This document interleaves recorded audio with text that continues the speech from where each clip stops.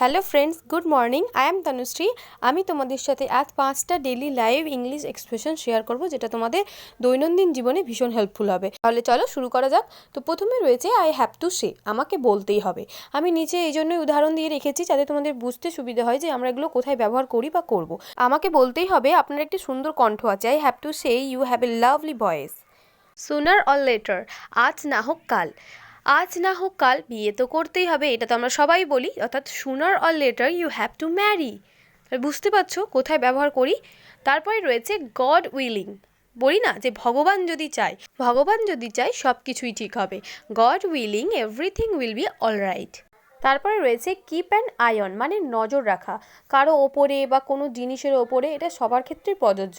যেমন, অনুগ্রহ করে এর ওপরে একটু নজর রাখুন তো, আমি এক্ষুনি আসছি। Please keep an I on her, I will be right back. তারপরে রয়েছে গিভ সামওয়ান আ হ্যান্ড, কারো সাহায্য করা, বিশেষ করে হাত দিয়ে কারো সাহায্য করা। যেমন ধরো, আমাকে বিছানাটা তৈরি করতে সাহায্য করুন, can you give me a hand to make the bed.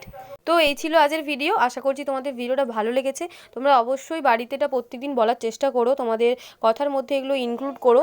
যত বেশি বলবে তত বেশি শিখবে। তাহলে চলো, ভিডিও যদি ভালো লাগে লাইক করো, কমেন্ট করো, শেয়ার করো, সাবস্ক্রাইব করো and press the bell icon and keep learning, keep practising. Thank you everyone, thanks for watching and be confident. Bye by.